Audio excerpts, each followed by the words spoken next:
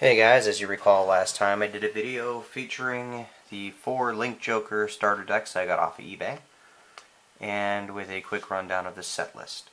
Today I'll be covering my current Link Joker build.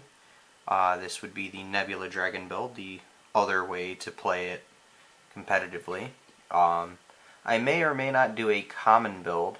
If you guys want me to do one, just leave a comment down below and I'll rustle up some commons and see if we can do a Link Joker build that stays true to the whole theme without going over, let's say, $50 in singles. So we'll get this out of the way, and the introduction is out of the way. As I mentioned before, this is the Nebula Dragon build, and to start the build off, we go with 4 copies of Infinite Zero Dragon. Infinite Zero Dragon is a must in any Link Joker deck. Do not let anyone tell you otherwise.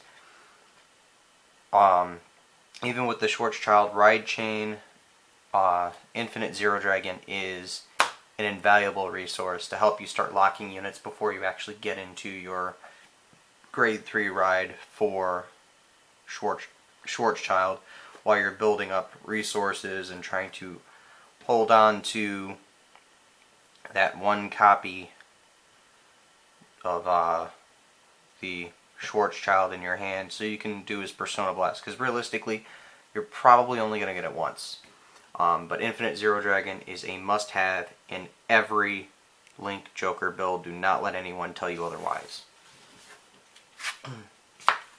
Next up, we have 1 Knight of Entropy, and I decided to include this as a tech because what could it really hurt? When you drop it, it gains +5 for the limit break skill, which admittedly isn't the worst, but it isn't the best either. And when you drop it, you can counterblast 2 to lock one of your opponent's rear guards.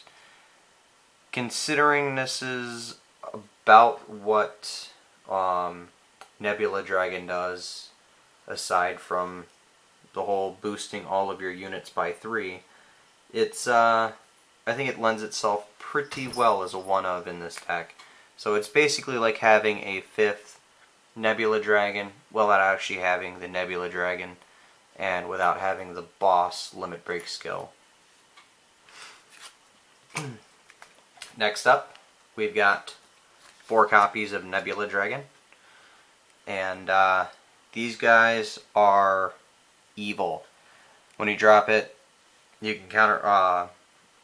You're pretty much just looking to control the field by putting it on top of an Infinite Zero Dragon and giving all of your rear guards +3, and it's just massively evil. Plus, you can counterblast 2 and lock one of your opponent's back row rear guards. The major difference here between Knight of Entropy and Nebula Dragon, aside from the obvious limit break difference, is that Entropy allows you to lock any single rear guard, whereas Nebula Lord is a bit more specific. But nonetheless, it is that much more important to get this guy off, which is why you have 4 copies in the deck. Because you want that +3 skill every single turn. Next up on grade 2s, we go with 3 copies of Radon, one of the trial deck exclusives. Actually, most of this stuff is trial deck exclusive. Some of the lesser known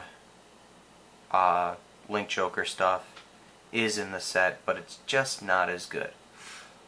But Radon is a +3 attacker just for having a star-vader in your Vanguard circle. So getting a 12k attack on your second or third attacking turn, depending on whether or not you go first, is pretty beneficial because your opponent's not going to really be able to guard a 12k and let's say an 8k behind it for the rear guard, because there is an 8k rear guard that you can drop behind it. It is Hollow Blades something or other. It's one of the trial deck exclusives, but let's just say you drop a 7k booster behind it, or a 4k booster, or pretty much any booster, and in the event of it's a 7k booster, you're going up to 19k on the attack. So that's a pretty strong card for Nebula build, considering Nebula focuses on getting big attacks where possible after locking your opponent, so they've got to go through even more resources to try and keep up with you. Next up, I don't know how many people run how many copies, so I'm just trying this out with 3 copies of Mobius Breath Dragon. It's the grade 2 foil, and I've got to say I really like the foil texture on it. When it hits a Vanguard, you can choose one of your opponent's rear guards and lock it.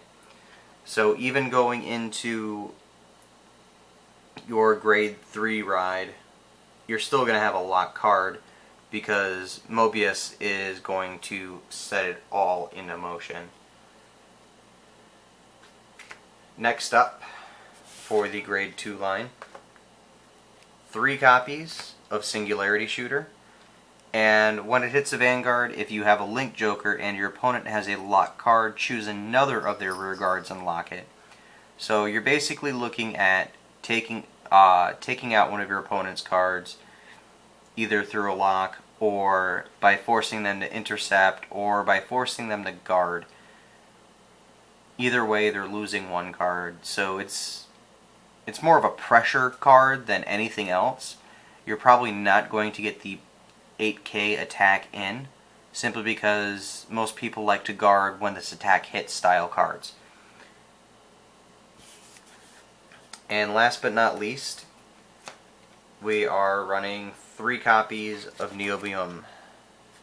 Niobium, I'm pretty sure I'm saying that too quickly, but whenever you have locked one of your opponent's rear guards, it gains +2. This is another one of those 11k rear guards, basically, when you are able to get through with your Mobius Breath or your Singularity Shooter, or both. So you're basically looking at ride Mobius Breath, call Singularity Shooter, Mobius Breath attacks, Twin Drive, you get that extra damage in, or at the very least you get that extra power boost.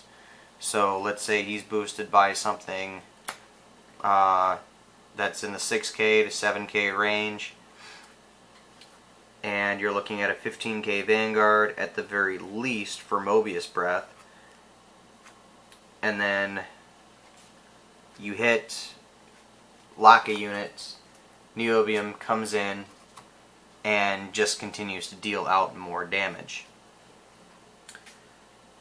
Going into the grade 1s, I have to apologize in advance because I don't actually have the physical cards in hand for this deck, because I currently have them in my Schwarzschild Dragon deck.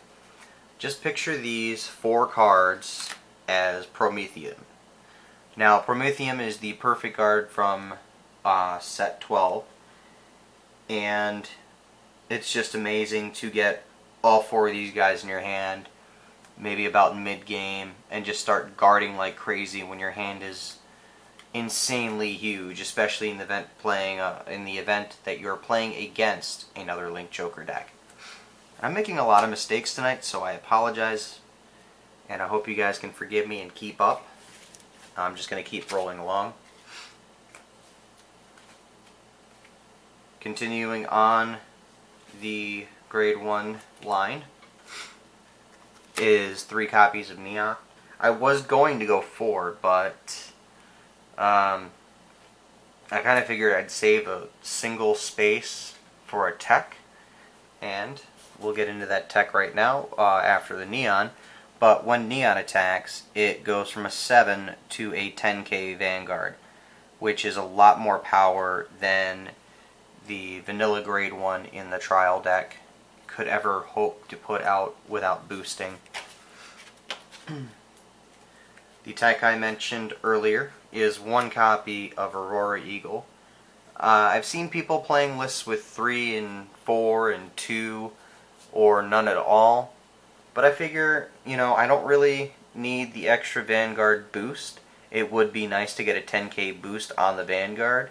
So let's say you've got Mobius Breath out in front, you drop him, and yeah, you've got a 19k Vanguard, which your opponent's going to have a hard time stopping. And I only have the one-of copy in there because I figure, well, if I get it, cool. If not, well, I can use it as a shield later if need be, or, you know, just figure something out. That way I'm not relying on a single special boost.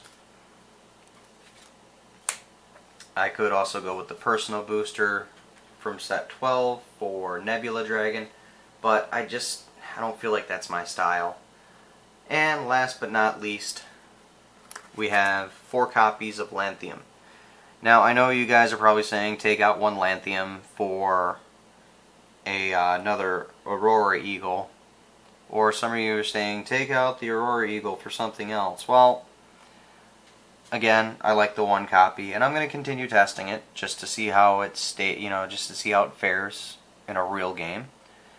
But continuing with Lanthium, he's another 9k rear guard whenever, well, it gains +2 whenever a rear guard is locked. So potentially it could, you know, be a rather significantly large booster, which is why, again, I chose to stick with the 1 Aurora Eagle. Simply because Aurora Eagle is locked to a Vanguard booster, and these guys you can stick anywhere and get pretty much the same result. You're missing 1,000 power in the boost, but you know what? That's fine, because if you're able to lock more than 1 times a turn, or more than 1 time, why did I say times? If you're able to lock more than once a turn, this guy is going to get beefy quick, and your opponent's going to have to throw everything they have into guarding a boosted attack by that guy. Moving on to triggers, we have the mandatory 4.